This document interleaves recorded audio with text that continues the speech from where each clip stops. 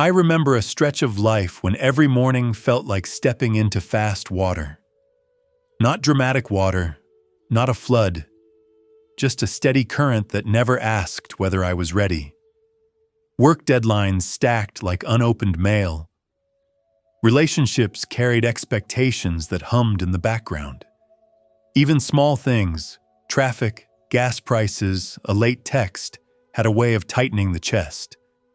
In moments like that, the first instinct was always the same. Grab tighter, hold the wheel harder, plan more, push back. Control became a kind of reflex, almost a prayer. If everything could just line up, if nothing slipped, then maybe the tension would ease. That belief runs deep. It shows up early in life. Do well in school so the road stays smooth. Work harder so the ground feels solid. Save more, prepare more, organize more. It sounds reasonable, even responsible. In American culture especially, control wears the mask of strength. The person who keeps it together, who stays on top of things, who never lets the ball drop, gets quiet respect. Letting go is often mistaken for laziness or weakness, so most people don't question the effort. They just lean in harder, like a swimmer convinced the only way forward is upstream. But there is a cost that doesn't show up right away. It settles in slowly, in the body and the breath. The shoulders stay lifted even at rest. The mind keeps running errands long after the lights are out. There's a feeling of always being one step behind, no matter how fast you move. Control promises safety, but it rarely delivers peace. The harder you try to lock life into place, the more it seems to resist, like gripping a fistful of water and watching it leak through your fingers. At some point, the struggle becomes visible, not to the world, maybe, but inside. You notice how much energy goes into fighting what already is. A conversation that didn't go the way you planned. A job that shifted direction without asking permission. A body that slowed down despite good intentions. None of these are failures in themselves, yet the need to manage every outcome turns them into personal battles. The mind frames life as something to conquer instead of something to move with. There's an image that comes back again and again in these moments. A person in a river, chest deep, leaning forward with everything they've got. Arms cutting the water, legs burning, jaw clenched. From the shore, it looks heroic. From the inside, it feels endless. What's rarely asked is whether the swimmer chose the direction of the current in the first place, or whether fighting it is the only option. The habit of control is not born from cruelty or arrogance. It usually grows from fear. Fear of loss, fear of chaos, fear of becoming irrelevant or forgotten. Control feels like a shield against uncertainty. If I manage everything, maybe nothing will hurt me. But life doesn't work like a locked door. It works more like weather. You can check the forecast. You can dress for it. You can decide when to step outside. But you cannot tell the sky what to do. When this truth starts to sink in, it doesn't arrive as relief. It arrives as discomfort. There's a quiet panic in realizing how little is actually under personal command. Jobs end, people change, plans dissolve. Even the body has its own timing.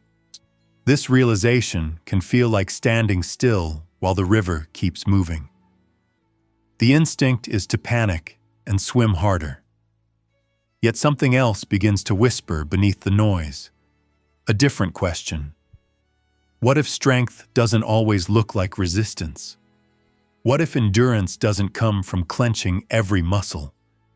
What if the exhaustion itself is a message, not a flaw?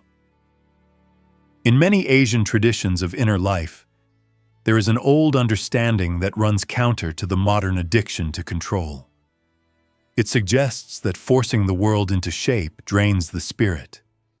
It teaches that harmony comes not from domination, but from alignment. Not from stopping change, but from moving in rhythm with it. This is not theory. It's observation, drawn from watching seasons, rivers, breath, and human behavior over long stretches of time. When a person fights life at every turn, life pushes back. When a person softens attention and begins to listen, life often reveals where it is already going. This doesn't mean abandoning effort or responsibility. It means noticing where effort turns into strain. It means recognizing the difference between guiding a direction and wrestling the current. The first step is awareness, seeing how often the mind reaches for control out of habit, not necessity. Noticing how many worries are attempts to solve tomorrow with today's tension. Noticing how often peace is postponed until conditions improve. This awareness alone can feel unsettling. It strips away the illusion that constant effort equals progress. And yet, within that unease there is a quiet opening, a sense that another way of standing in the world might exist. A way that doesn't require constant bracing. A way that trusts movement instead of fearing it. This is not surrender. It is a shift in posture. The moment before the swimmer stops fighting the water and begins to feel its direction. That moment matters. Everything that follows grows from it. When the body stops thrashing for just a second, something subtle becomes clear. The water was never trying to drown anyone. It was moving where it needed to go. The struggle came from insisting on a direction that was never promised. This realization doesn't arrive like a grand revelation. It comes quietly, almost reluctantly, the way dusk replaces afternoon without asking permission. The arms grow tired, the breath shortens, and instinctively the grip loosens. Not out of wisdom at first, but out of exhaustion. That pause changes everything. In stillness, the current can finally be felt. Not as an enemy, but as information. The temperature of the water, the pull beneath the surface, the way it curves around obstacles. This is how water teaches without words. It doesn't argue, it doesn't explain, it demonstrates. Where the river meets stone, it does not challenge the stone's strength. It bends, slips, and continues. Over time, the stone carries the memory of that softness, reshaped grain by grain. People often misunderstand softness. They think it means collapse, giving up, or being carried away without choice. But water is not passive. It is precise. It responds to the shape of the land without losing its nature. It does not rush where the ground is steep, and it does not stagnate where the ground is flat. It adjusts, moment by moment, without resentment. That kind of movement holds a quiet intelligence. In daily life, this intelligence shows up in small decisions, knowing when to speak and when silence carries more weight, knowing when effort helps and when it only creates friction. There is a difference between pushing a door that is stuck and waiting for the right moment when it opens on its own. Control often ignores timing. It assumes now is always better than later. Water never makes that mistake. The problem with constant control is not just fatigue. It distorts perception. When the mind is busy managing outcomes, it stops noticing patterns. It misses the signs that something is already shifting. Opportunities pass by unnoticed because they don't fit the plan. Warnings are ignored because they threaten the illusion of certainty. In trying to command life, the mind becomes rigid, and rigidity breaks more easily than flexibility ever will. There is an old way of understanding action that doesn't rely on force. It describes doing what needs to be done without adding unnecessary resistance, action without strain, effort without inner conflict. This kind of movement doesn't announce itself. It doesn't need credit. It feels almost invisible from the outside, yet it leaves fewer scars on the inside. Imagine driving a truck uphill with the engine screaming, foot slammed on the gas, ignoring the sound of protest. You might reach the top faster, but something wears down. Now imagine easing the pressure, letting the engine find its rhythm, choosing the lane that curves instead of climbs straight. You still arrive, often with less damage. Water always chooses the curve. This way of moving asks for trust, not blind trust, but lived trust. Trust built from paying attention. Trust that grows from noticing how often things fall into place without being forced. Trust that life has its own intelligence, separate from personal desire. This doesn't mean desire disappears. It means desire learns to listen. There is resistance to this idea, especially in cultures that celebrate constant hustle. Slowing down feels dangerous. Letting go feels irresponsible. Yet beneath that fear sits a deeper exhaustion, one that no amount of productivity can fix. Many people sense it, but don't know how to name it. They feel it as restlessness, irritability, or a vague sense of being out of sync. Water offers a different measure of success. Not how hard you push, but how far you travel without breaking. Not how loud the effort looks, but how quietly it endures. Over time, those who learn this movement stop wasting energy on battles that don't need to be fought. They conserve strength for moments that matter. This doesn't mean life becomes smooth. Storms still come. Rocks still block the way. But the response changes. Instead of tightening, there is room. Instead of panic, there is adjustment. The river doesn't ask why the rock is there. It asks how to move around it. That question reshapes the inner world. Problems become terrain instead of enemies. Change becomes a signal instead of a threat. The mind grows less interested in controlling every turn and more interested in reading the flow.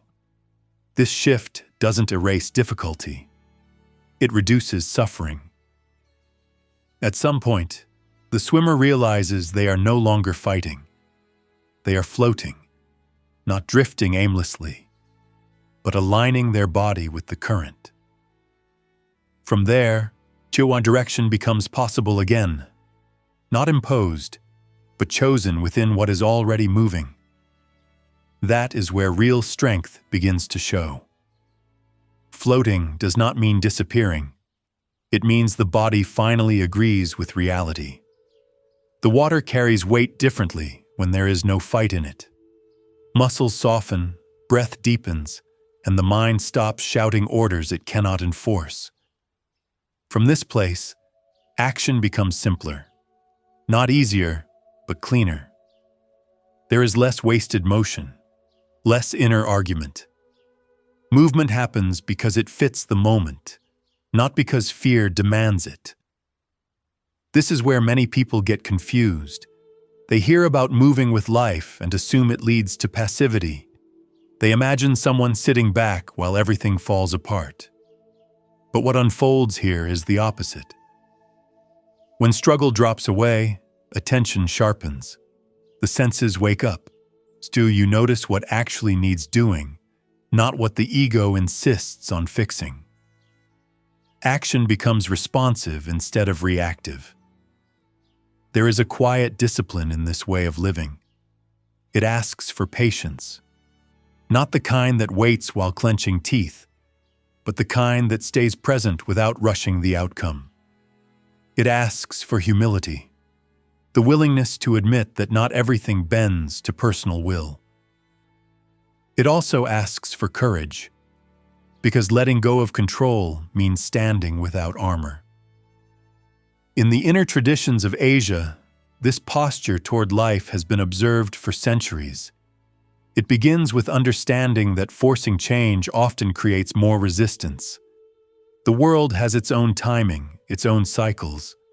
When action aligns with those cycles, it feels almost effortless. When it doesn't, even small tasks feel heavy. This is not mysticism. It is attentiveness, refined over time. Consider how breath works. When you try to control it too tightly, it becomes shallow. When you allow it to settle, it finds its own rhythm. Life behaves the same way. Too much interference chokes the flow. Too little awareness leads to drift. The balance sits in between. Acting without forcing. Responding without clinging. In practical terms, this shows up as knowing when to step back. When a conversation is going nowhere, silence can do more than another argument. When a plan keeps collapsing, it might be pointing toward a different direction altogether.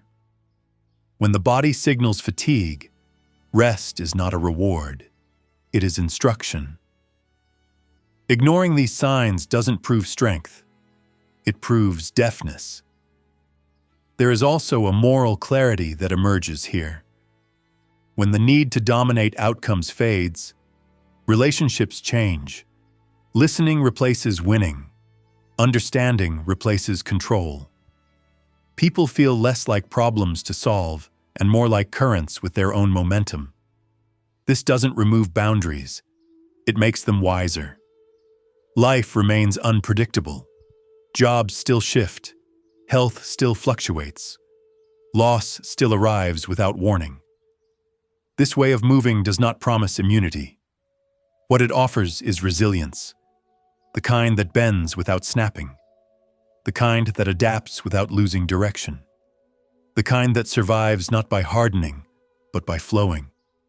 Over time, something settles in the heart, a trust that does not depend on guarantees, a steadiness that does not collapse when plans fail. The mind stops rehearsing disasters that may never come. Energy returns, not because circumstances improved, but because the inner war ended. This is the quiet strength of not forcing. It doesn't announce itself. It doesn't need applause. It simply continues. Like a river that reaches the sea, not by conquering the land, but by honoring its shape. Life does not need to be conquered to be lived well. It needs to be met fully and honestly, without clenched fists. When that understanding takes root, effort finds its proper place. Action becomes timely. Rest becomes natural. Control loosens into awareness, and the journey, though still uncertain, feels less like a battle and more like a path that reveals itself one step at a time. After the struggle eases, something else rises to the surface. It isn't relief right away. It's the weight that had been hidden under all that effort. When the arms stop fighting the current, the body notices what it has been carrying for years. Old worries, unfinished anger, quiet disappointments that never found words. They don't vanish just because resistance softens. They wait, and when the noise drops, they speak. This is where many people get stuck. They learn to stop forcing the outer world, but the inner world keeps pulling them back into tension. Feelings linger like boxes left unpacked in a corner apartment. No one trips over them at first, but they take up space. Over time, the room feels smaller. Breathing feels tighter. Life feels crowded, even when nothing dramatic is happening. In daily life, this shows up as emotional habits. Replaying conversations long after they end. Holding on to resentment because it feels safer than vulnerability. Worrying about tomorrow as if constant concern could prevent loss. These patterns don't always look destructive. Sometimes they look responsible, even thoughtful. But inside, they keep the mind clenched. There is a quiet truth here that doesn't get much attention. Pain passes when it is allowed to move. Suffering grows when pain is held in place. Many people confuse the two. They believe that letting go of an emotion means approving of what caused it. They fear that releasing anger means forgetting boundaries, or that dropping grief means disrespecting what was lost. So they hold on, thinking it honors something. Often it only exhausts them. The habit of holding emotions works like gripping a hot cup too long. At first, the heat feels manageable. Then it burns. The instinct is to grip tighter, as if strength could dull sensation. It never does. The release comes not from endurance, but from letting go at the right moment. Letting go begins with noticing what is actually present, not what should be there, not what would look better, just what is. This sounds simple, but it runs against a lifetime of conditioning. The mind wants to label, fix, or justify. It wants to turn every feeling into a problem with a solution. But some feelings aren't problems. They are weather moving through the inner landscape. When an emotion shows up, the usual reaction is to push it away or drown it out. Turn on the TV, scroll the phone, stay busy. These distractions work for a while, but emotions don't leave when ignored. They wait. They surface later as tension in the body, sharp words in conversation, or a constant low-grade fatigue that no amount of sleep fixes. There is another way. It doesn't require special tools or perfect conditions. It starts with giving the emotion space without feeding it, feeling it without building a story around it, allowing sadness to be sadness, anger to be anger, fear to be fear. No rehearsal, no judgment, just presence. At first, this feels uncomfortable. The mind expects something to go wrong. It waits for the feeling to grow out of control. Most of the time, the opposite happens. When an emotion is seen clearly, without resistance, it begins to change on its own. It softens, it shifts, it moves, like water finding a lower place. Breath plays a quiet role here, not as a technique to force calm, but as an anchor to the body. When attention rests on breathing, the mind has less room to spiral. The body remembers how to settle. This isn't about controlling breath. It's about letting breath do what it has always known how to do. Writing can help as well. Not polished writing. Not something meant to be shared. Just words on a page that let thoughts empty out. When worries stay locked in the head, they multiply. When they move through the hand, they lose some of their grip. The page becomes a place where confusion can land without needing answers right away. Another shift happens when attention turns toward what is still working. Gratitude here is not optimism. It doesn't deny hardship. It simply changes where the mind rests. Even on difficult days, something remains steady. A quiet morning, a warm meal, a voice that answers the phone. These small recognitions loosen the hold of constant dissatisfaction. Letting go also shows itself in daily choices, choosing not to complain about the same thing again, catching the moment before a sharp reply escapes, allowing a day to be imperfect without turning it into a verdict on life. These choices seem small. Over time, they change the shape of the inner world. Support matters too. Carrying everything alone hardens the heart. Speaking honestly with someone who listens without fixing can release years of tension in minutes. This isn't weakness, it's alignment. Water flows better when channels connect. As these practices settle in, something unexpected happens. Problems don't disappear, but they lose their ability to dominate attention. The mind gains space, the heart gains room. Life still presents challenges, but they no longer pile up inside. Letting go doesn't mean becoming empty. It means becoming available. Available to the present moment. Available to clarity. Available to a life that moves, changes, and unfolds without being strangled by old grips. From here, a quieter kind of freedom begins to take shape, one that prepares the ground for deeper creativity and stillness ahead. When space opens inside, it doesn't feel dramatic. It feels ordinary, almost easy to miss. The mind wakes up one morning and notices it isn't as crowded as before. Thoughts still arrive, but they no longer stack on top of each other. Emotions still appear, but they don't demand immediate action. There is room to pause. That pause becomes the doorway. Many people believe letting go is a single decision, something you do once and never revisit. In practice, it is closer to a daily posture. Old habits don't disappear because they are understood. They fade because they are no longer fed.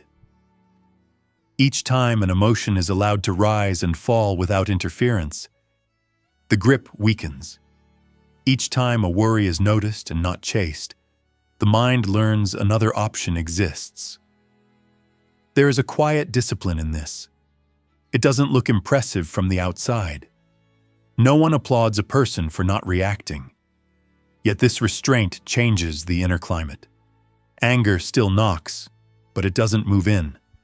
Sadness still visits, but it doesn't rearrange the furniture. Fear still whispers, but it doesn't run the house. The key is not to argue with what shows up. Arguing keeps the energy locked in place. The inner traditions speak often about allowing things to complete themselves. Feelings have their own lifespan. When they are resisted, they linger. When they are met without hostility, they move through. This movement restores balance without force. Daily life offers countless chances to practice this. Standing in line when the wait drags on, hearing news that stirs frustration, receiving criticism that touches an old nerve. In these moments, the body reacts before thought catches up.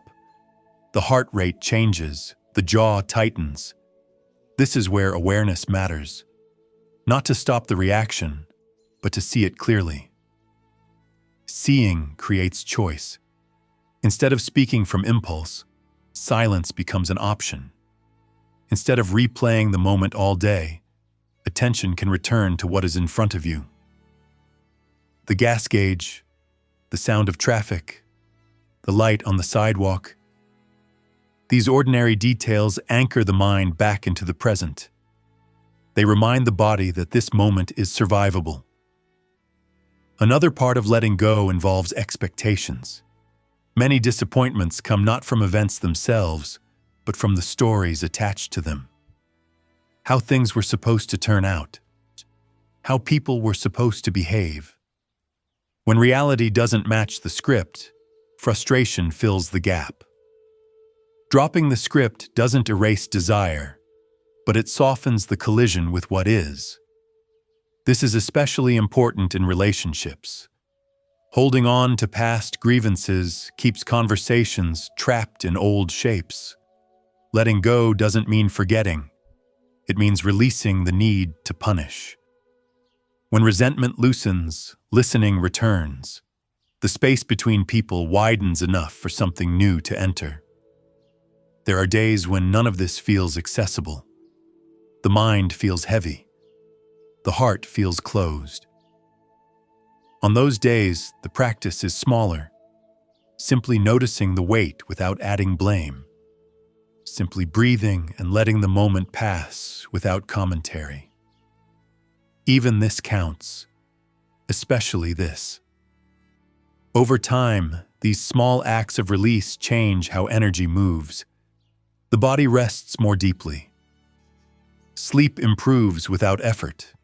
The mind stops scanning for threats that never arrive. This isn't a cure, it's a reorientation. Life still brings difficulty, but it doesn't accumulate the same way. Letting go also reveals something else. Beneath all the tension, there is a natural steadiness. It doesn't need to be created. It's already there, waiting for space. When the clutter thins, this steadiness supports action without strain. Decisions come more easily. Words land more gently. Effort feels proportionate to the task. This steadiness doesn't mean detachment from life. It means deeper contact. Moments are felt more fully because they are not filtered through resistance. Joy registers clearly. Sorrow moves cleanly. Nothing needs to be clung to or pushed away. As this way of being settles, attention begins to shift outward again, but differently than before. Instead of trying to manage everything, curiosity returns. The mind becomes interested in how things unfold when they are not forced. This curiosity is the seed of creativity and quiet insight. It grows naturally in the space that letting go creates. The path forward doesn't demand perfection. It asks for honesty and patience. Each release, no matter how small, lightens the load. Each moment of presence weakens old patterns. Slowly, without ceremony, the inner world reorganizes itself. And from that reorganization, a different quality of living becomes possible. As the inner world settles into this quieter rhythm, a subtle confidence begins to form. Not the loud kind that needs to be proven, but the kind that trusts its footing. Life still brings surprises. Schedules break. People disappoint. The body has its own days, yet there is less urgency to fix everything at once. The need to wrestle the moment fades. What remains is the ability to meet it. This is where letting go shows its real strength. It doesn't remove responsibility. It clarifies it. When the mind is no longer tangled in old reactions, it can respond cleanly. A problem appears, and instead of spiraling, attention turns to what can actually be done. One step, one phone call, one honest conversation. The rest is allowed to unfold. Complaining loses its appeal here. Not because things stop going wrong, but because complaint no longer feels useful. Repeating the same frustration drains energy without changing direction. When this is seen clearly, silence becomes a form of care. Not silence that avoids, but silence that saves strength for what matters. Daily routines begin to shift almost on their own. Small habits replace old ones. A pause before reacting. A walk instead of pacing. Writing a few lines instead of carrying the thought all day. These are not strategies. They are natural responses to having more space inside. Gratitude deepens as well, not as a forced exercise, but as recognition. When the inner noise quiets, ordinary moments stand out. Sunlight through a window, the sound of a truck passing by, a meal eaten without rushing. These moments were always there. They were just drowned out before. Letting go also changes how time is experienced. The future stops pulling so hard. The past loosens its grip. Attention spends more time where the body actually is. This doesn't erase memory or planning. It simply puts them back in proportion. Life stops being something to get through and becomes something to inhabit. There is a social dimension to this shift. When a person stops carrying so much inner tension, interactions soften. Conversations slow down. Listening improves. Boundaries become clearer without being harsh. Others sense the difference, even if they can't name it. Presence is felt more than explained. This way of living doesn't isolate. It connects more honestly. When you're not busy defending or controlling, there's room to see people as they are. Their struggles make more sense. Their limitations feel less personal. Compassion becomes practical instead of sentimental. Difficult emotions still return. Grief visits. Anger flares. Fear shows up when least expected. The difference now is how long they stay. Without resistance, they pass through like weather. They leave traces of understanding instead of damage. Over time, a quiet trust develops. Not trust that life will behave, but trust in the ability to meet whatever arrives. This trust is earned, not assumed. It grows from countless small moments of choosing release over grip, presence over control. From here, attention naturally turns toward what wants to be expressed. When the inner world is no longer clogged with unprocessed emotion, energy looks for a place to move. It shows up as curiosity, as the urge to make something, to reflect, to sit in stillness without needing distraction. This is not ambition, it is alignment. Letting go clears the ground. It doesn't tell you what to build next. It simply makes building possible again. Creativity and quiet insight don't come from pressure. They come from space, and space only appears when the hands open. Nothing about this path is dramatic. There are no final victories, just a steady return to balance again and again. Each release is temporary. Each moment of clarity must be renewed. That's not a flaw. It's how living works. By the time this understanding settles, something becomes obvious. The struggle was never with life itself. It was with the refusal to let life move. When that refusal eases, the current no longer feels hostile. It feels workable. This is where the journey naturally turns inward again, toward stillness, toward creation, toward a deeper listening, not as an escape, but as a continuation. The space created by letting go becomes the ground from which the next way of living can grow.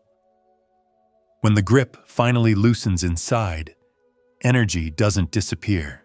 It gathers. It waits. For a while, it simply rests in the quiet created by letting go.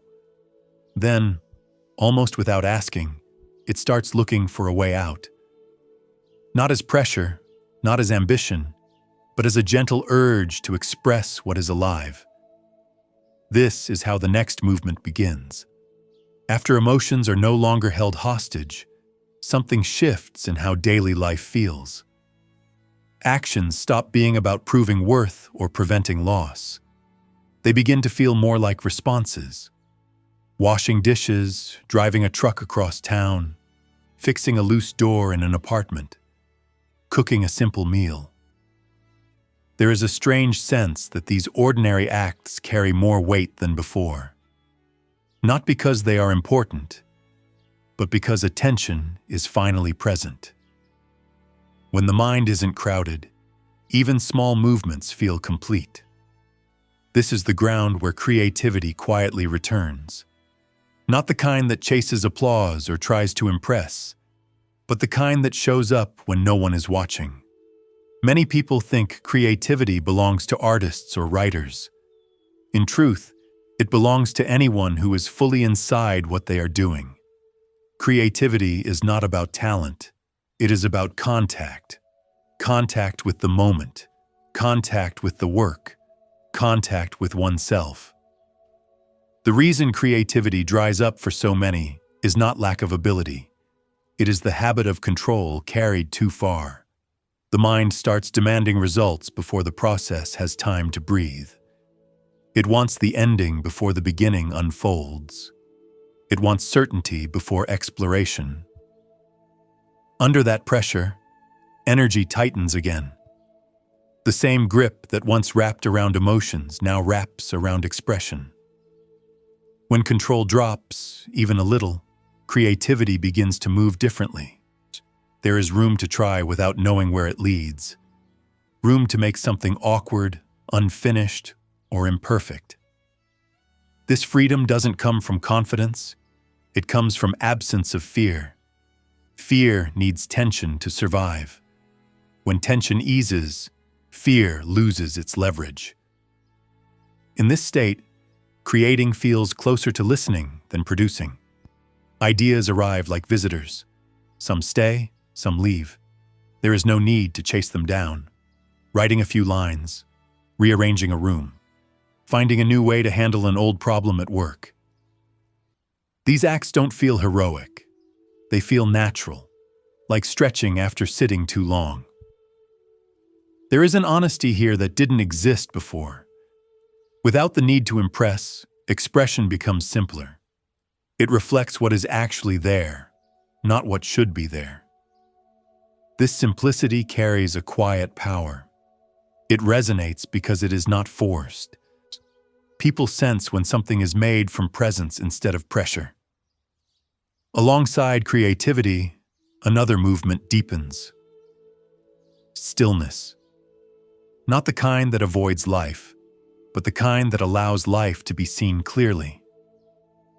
After letting go of emotional clutter, sitting quietly no longer feels like a waste of time. It feels like returning home. The body knows how to sit. The breath knows how to move. The mind, though still active, loses its urgency. This stillness doesn't require special posture or long hours. It begins the moment attention rests where the body already is, feeling the breath come and go, hearing the hum of the room, not fixing anything, not chasing calm, simply noticing what is present. Thoughts rise and fall. Memories drift through. None of them need to be stopped. None of them need to be followed. At first, the mind resists this simplicity. It wants instruction. It wants progress. It wants proof that something is happening. But nothing dramatic is required. The practice here is not achievement. It is familiarity.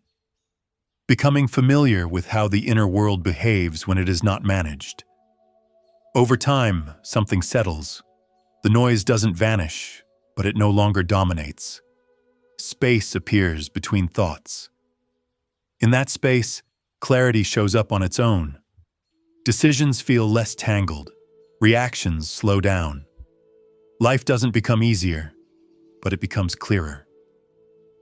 Creativity and stillness begin to support each other. Stillness clears the field. Creativity moves through it. One opens space.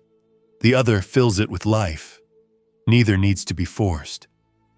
When one becomes heavy, the other restores balance. When expression feels blocked, sitting quietly unties the knot. When stillness feels dull, creating wakes the senses. This balance is not something to master. It changes with seasons, age, and circumstance. Some days call for action. Some days call for silence. The wisdom lies in sensing which is needed, not in clinging to one over the other. What becomes clear through this process is simple. Life does not ask to be controlled. It asks to be met. When emotions are allowed to pass, when expression is allowed to flow, when stillness is allowed to settle, living feels less like a task and more like participation. This movement does not promise constant peace. It offers something more durable, a way to stay present even when conditions shift, a way to create without strain, a way to sit without escape. From this place, the inner and outer worlds stop pulling in opposite directions. They begin, quietly, to move together. As this balance becomes familiar, effort starts to reorganize itself. There is less pushing and more sensing, less planning for effect and more attention to timing. Actions grow out of stillness instead of restlessness. When something needs to be done, the body knows. When nothing needs doing, it no longer panics. This is not withdrawal from life. It is coordination with it. Creativity in this space stops being a project and becomes a way of moving. It appears in how problems are approached, how conversations unfold, how time is handled. A person no longer tries to force meaning into everything. Meaning shows up when attention is honest. Even routine tasks carry a subtle freshness when they are done without inner resistance. Folding clothes, repairing a fence, driving across town at dusk. These moments don't need improvement. They need presence. There is also a change in how mistakes are held. Without the old pressure to perform, errors lose their sting. They become signals instead of verdicts. A wrong turn is simply a turn that teaches direction. This lightness does not come from carelessness. It comes from trust in the process. When fear of failure fades, learning accelerates without strain. Stillness deepens alongside this movement. Sitting quietly no longer feels separate from living. It becomes a way of staying in touch with the ground beneath experience. The breath continues its rhythm. Sounds pass through the room. Thoughts appear like clouds and move on. There is no need to chase silence. Silence arrives when chasing stops. This kind of sitting does not aim for blankness. The mind remains active, but it is no longer in charge. It loses its habit of commentary. What remains is awareness without narration. From here, insight arises without effort, not as answers to questions, but as shifts in understanding that feel obvious once they arrive. Over time, this stillness begins to accompany action. Even in the middle of a busy day, a part of attention stays anchored. The body moves, the hands work, words are spoken, yet something inside remains untouched. This steadiness does not block emotion. It allows emotion to pass without hijacking the moment. This is where many people notice a deeper kind of freedom. Not freedom from responsibility, but freedom within it. Life continues to ask for decisions, effort, and care. The difference is how these are carried. Without inner clutter, responsibility feels proportionate. It fits the moment instead of overwhelming it. The connection between stillness and creativity becomes clearer here. Stillness prevents expression from becoming noise. Creativity prevents stillness from becoming stagnation. Together, they keep life responsive. When one side is neglected, imbalance shows up quickly. Too much activity leads back to strain. Too much withdrawal dulls engagement. The middle path adjusts continuously. This adjustment is not mental calculation. It is felt. The body signals when it is time to act and when it is time to pause. Hunger, fatigue, curiosity, restlessness. These are not enemies to be managed. They are messages to be read. When listened to, they guide movement without force. There is a cultural habit of measuring life by output, by how much gets done, how fast, how visible. In this way of living, measurement loosens its grip. Value is found not in accumulation, but in alignment. Doing less with more presence often carries greater weight than doing more with distraction. Relationships reflect this change as well. When inner noise quiets, listening improves. Words are chosen more carefully. Silence becomes comfortable instead of awkward. Conflict still arises, but it does not spiral as easily. Responses come from clarity rather than defense. Nothing about this path removes uncertainty. The future remains open. Plans still shift. Loss still visits. What changes is the relationship to these facts. Instead of bracing against them, the heart learns to stay open without collapsing. This openness is not naive. It is resilient. As days pass, it becomes clear that this way of living cannot be rushed. It grows through repetition, not intensity. Through returning again and again to presence. Through noticing when grip returns and gently releasing it. There is no finish line. only continuity. The value of this continuity shows up in quiet moments, in how easily attention returns after distraction, in how quickly tension dissolves once noticed, in how naturally kindness replaces judgment. These are not achievements. They are side effects of living without constant resistance. At this point, life no longer feels like something happening elsewhere. It feels immediate, intimate. Even ordinary moments carry depth because nothing stands between experience and awareness. The line between inner and outer softens. What remains is not a philosophy, but a way of standing in the world. Moving when movement is called for. Sitting when sitting is enough. Creating without pressure. Resting without guilt. Listening more than forcing. Trusting the rhythm that reveals itself when the struggle ends. This is not a conclusion. It is a continuation.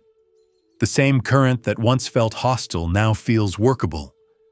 The same life that demanded control now invites participation. And participation, when free of grip, turns out to be enough. As this way of participating settles in, the need to explain it fades. It doesn't ask for labels. It doesn't need agreement. It proves itself quietly through how days are carried. Morning arrives, and the body rises without argument. Work happens without the old weight. Rest comes without guilt. None of this feels dramatic. It feels sane. There is a growing sensitivity to timing. Not clock time, but inner time. Knowing when to speak and when words would only cloud the moment. Knowing when to act and when action would only create noise. This sensitivity doesn't come from thinking harder. It comes from listening longer. When attention stays close to experience, timing reveals itself. Creation continues to move through ordinary life, not as output to be judged, but as response to what is in front of you. A problem at work meets a fresh angle. A long-standing habit loosens and rearranges itself. A simple task becomes a place to settle the mind. None of this is forced. It happens because resistance no longer blocks the path. Stillness deepens into something less fragile. It no longer depends on silence or ideal conditions. It remains even when the day gets loud. Traffic backs up. Phones ring. Plans change. Inside, something stays put. This is not numbness. Sensation remains vivid. It is steadiness without withdrawal. From this steadiness, compassion becomes practical. Not as a feeling to be performed, but as a natural response. When you stop fighting yourself, it becomes harder to fight others. Their confusion looks familiar. Their impatience feels understandable. Judgment loses its edge. Boundaries remain, but they are set without anger. There is also a clearer sense of limits. Without the urge to prove or control, it becomes easier to say no. Easier to rest when tired. Easier to stop when enough is enough. Limits no longer feel like failure. They feel like alignment with reality. This alignment changes how success is measured. It no longer depends on recognition or accumulation. It shows up as coherence. Thoughts, words, and actions begin to agree with each other. There is less internal negotiation, less second-guessing. Life feels simpler not because it is easy, but because it is no longer divided against itself. The mind still plans. The heart still cares.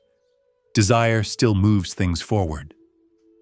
What disappears is the desperation underneath. Desire stops trying to outrun the present. Planning stops trying to control the future. Care stops turning into anxiety. These shifts happen gradually, through practice, not insight alone. Practice here is quiet, returning attention to breath when it drifts, letting thoughts pass without chasing them, creating without demanding results, pausing when tension appears, releasing again and again. There is no final release, only ongoing adjustment. Some days, the old patterns return strongly. Control tightens, emotions stick, the mind fills with noise. On those days, the work is simpler, not harder. Notice, breathe, let go where possible. Nothing more is required. The path does not punish relapse, it invites return. Over time, this return becomes easier. The distance between losing balance and finding it again shortens. Recovery replaces perfection as the measure. This builds trust, not in circumstances, but in the ability to come back to center. What emerges from this trust is a quiet confidence, not certainty about outcomes, but confidence in presence. Whatever shows up can be met. Whatever passes leaves less residue. Life remains unpredictable, but it no longer feels hostile. In this state, creativity and stillness no longer feel like separate practices. They are expressions of the same listening. One moves outward, one turns inward. Both serve clarity. Both keep life responsive instead of rigid. The journey that began with struggle ends here, not in resolution, but in relationship. A relationship with life that does not require conquest. A relationship built on attention, release, and timing. The river still moves, the current still shifts. What has changed is how the body meets the water. Hands remain open, feet stay grounded. Movement follows need instead of fear. Silence carries meaning without explanation. Expression flows without strain. This is not a destination, it is a way of traveling. And in this way of traveling, something becomes clear. Life does not ask to be mastered. It asks to be lived. Fully, honestly, without gripping. When that answer is given, the path continues on its own, steady and workable, one ordinary step at a time. At the end of this road, there is no trophy waiting, no final answer carved in stone. Just what remains is something quieter and far more demanding. The understanding that most of the suffering we carry was never imposed from the outside. It grew from how tightly we held on, to control, to expectation, to old stories about who we should be and how life should behave. The lesson running through everything you've just heard is simple, but not easy. Life resists force. The harder you grip it, the more it slips, bruises you, exhausts you. When you stop forcing, life does not suddenly become gentle. It becomes workable, and that difference changes everything. Strength, real strength, does not come from domination. It comes from alignment, from knowing when to move and when to wait, when to speak and when silence does more work, when to hold and when holding has already crossed the line into self-harm. Most people never learn this. They stay busy proving things that don't need proof. They run on empty and call it discipline. There is a moment many people reach quietly, usually later in life, sitting alone in an apartment after the noise of the day dies down, hands resting on the table, the mind finally slowing. And the question appears, uninvited but honest. How much of this struggle was necessary? How much of it was self-inflicted? That question is not meant to shame. It's meant to wake you up. Letting go does not make you smaller. It returns stolen energy. Buong Bo does not erase responsibility. It strips away the parts that were never yours to carry. When you stop fighting emotions, they pass. When you stop forcing outcomes, clarity shows up. When you stop clenching your life like a fist, your hands are finally free to build something real. Creativity, stillness, presence, These are not luxuries. They are signs that you are no longer at war with yourself. They appear naturally when inner conflict ends, and they disappear the moment control sneaks back in, wearing a respectable suit. Here's the uncomfortable truth. No book, no voice, no philosophy can walk this path for you. Understanding it intellectually changes nothing. You already know more than you practice. The work begins in ordinary moments, in traffic, in arguments, in disappointment, in the quiet seconds before you react. So here are the questions worth sitting with, not answering quickly, not explaining away. Where in your life are you still gripping out of fear, not wisdom? What are you holding that no longer needs your strength? Who would you be if you stopped trying to manage every outcome? And what might finally move if you stepped aside just enough to let it? This channel exists for one reason: to slow things down in a world addicted to speed, to question habits that wear the mask of success while draining the soul, to talk honestly about living without armor, without pretending, without wasting another decade fighting the wrong battles. If something in this story hit close to home, don't brush it off. Sit with it. Let it work on you. And if you want to keep exploring this way of seeing life, follow the channel. Not for motivation, not for comfort, but for perspective. Leave a comment, not something polished. Just one sentence about what you're learning to release, or where you feel the grip loosening. Someone else reading it might recognize themselves there. Life doesn't ask you to be perfect. It asks you to be present, strong enough to let go, awake enough to listen, and honest enough to change course when the current tells you it's time.